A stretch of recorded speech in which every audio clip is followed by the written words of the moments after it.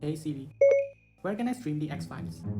For someone living in India, you have two options. Option A, use a VPN and pray that it successfully fools the platform into thinking you're from the US. Option B, use one of the non-conventional streaming sites.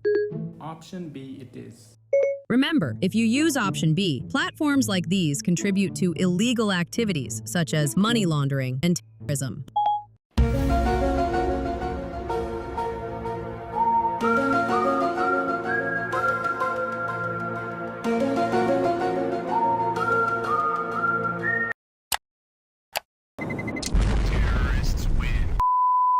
Piracy never left India, not even in 2022 when global piracy rates were at an all-time lowest, and right now India ranks second globally in terms of piracy, behind only the US, which is interesting because the reason for piracy in both countries couldn't have been further apart. From buying bootleg DVDs on the street and coming home to find out it's a completely different movie,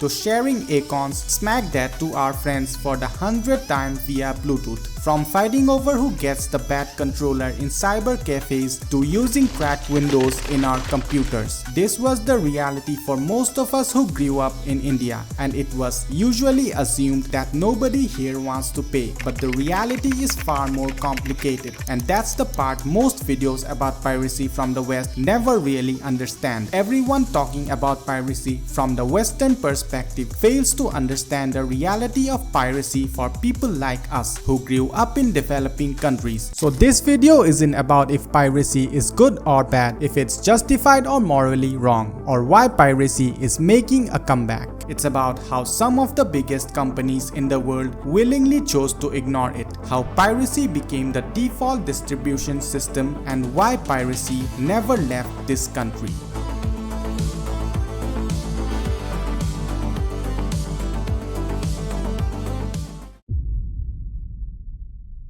Monkey Man, an intense action thriller, a movie widely appreciated for its originality, a movie set in India inspired by its culture, both directed and starred by an actor of Indian descent, basically the most they should release in India film possible, but it never did because of some censorship issues, and it's not the first time this has happened. Hollywood releases in India have historically faced delays due to censorship issues. Sometimes they get released with cuts that ruin the story, sometimes they don't get released altogether, and this is still happening. A new movie drops, everyone is talking about it online, memes, clips everywhere, and we're here sitting like, when do we get it? So the question arises, if a movie exists but you're not allowed to access it, what exactly is your legal option? What do you do when you're in a market that gets treated as an afterthought, like a DLC update months later after the initial release? Open Netflix on two different accounts, one Indian, one American. You'll see two very different catalogs, and this was far more apparent in the initial days.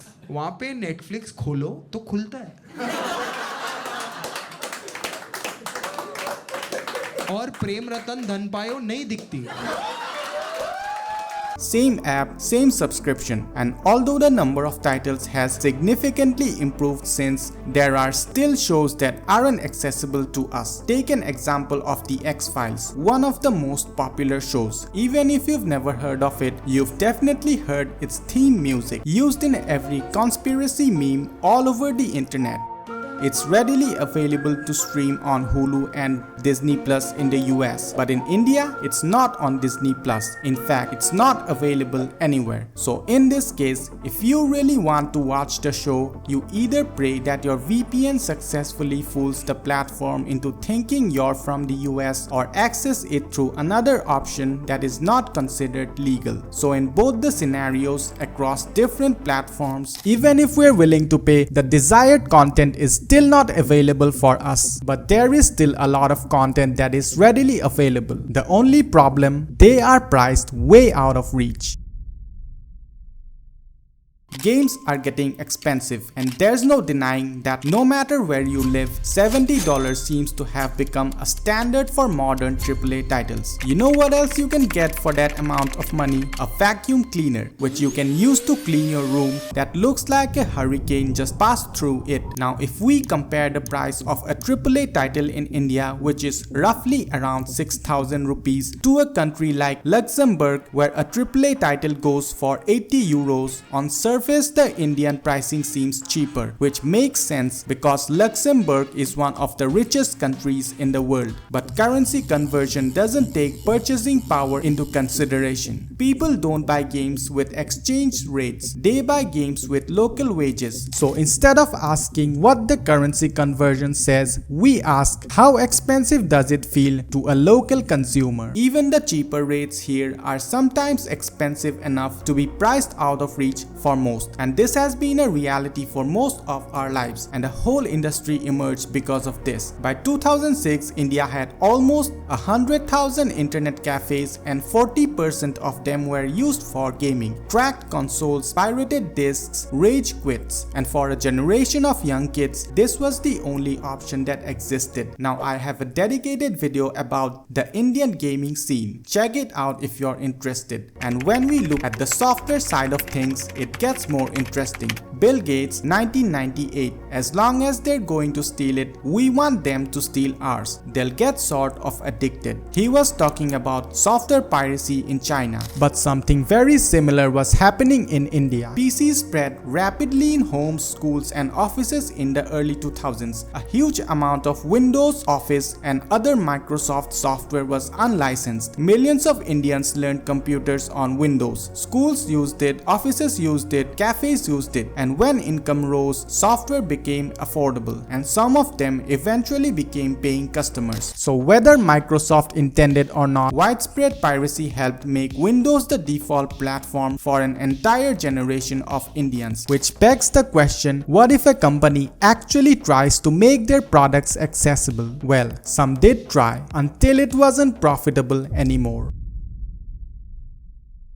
Piracy is plugging the gap between audiences and access. This is not me saying. This is how piracy was described in an article by EY, one of the major consulting firms that produce industry reports used by media and tech companies. Now this is very interesting because the same article also claimed that stricter enforcement is required to curb piracy in India. Yeah, like it has always worked. And the usual moral lecture about piracy funding all the illicit activities such as money laundering and terrorism. So the next time you hear some terrorist shoot somebody in the face, it was because you watched Dune 2 on that crappy website in full 320p glory. Before Spotify became a household name, MP3 download sites like songs.pk were the source of most of our music. Pirated discs, computer shops loading MP3s into memory cards, Bluetooth sharing among friends. People weren't pirates. They were music fans building their own distribution network because official distribution barely existed. CDs weren't readily available, labels were selective about releases, small towns weren't even in the conversation. So naturally the void got filled with piracy. Not because we hated paying, but because paying wasn't even a viable option. And when streaming came, piracy collapsed to a point where if anybody is seen listening to MP3s in 2026, a person like me who has a decent collection, people just get confused. Not because people changed, but access finally existed. Similarly, when video streaming apps came, piracy rates fell off a cliff. Steam also tried to solve this. They offered regional pricing in lower income countries like India, but then capitalism struck again. Movies and shows got split into different apps, songs started disappearing from playlists, and people from wealthier countries started exploiting VPNs to access cheaper game pricing in lower income countries, resulting in the rise of game prices, and publishers started to abandon regional pricing.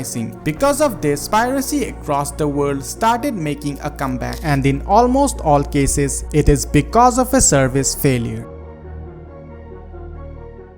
Movies, shows, music, games. These aren't just entertainment, it's culture accessed through different mediums. And through culture, we understand each other better, and that helps us to move past geographical, economical, and political barriers. So when a kid in Eastern Europe tries to flirt by asking how you doing, or an Indian guy tries to sound cool when he says hasta la vista baby instead of goodbye, they aren't just quoting their favorite characters from movies and shows. They are experiencing culture which they would never have if it weren't accessible to them. So here's what piracy actually looks like in this country. Not criminals, not hackers in a dark room, but people standing outside a shop window, watching the TV playing inside, screen glowing, scenes appearing, dialogues faintly audible. The door exists, just not for them.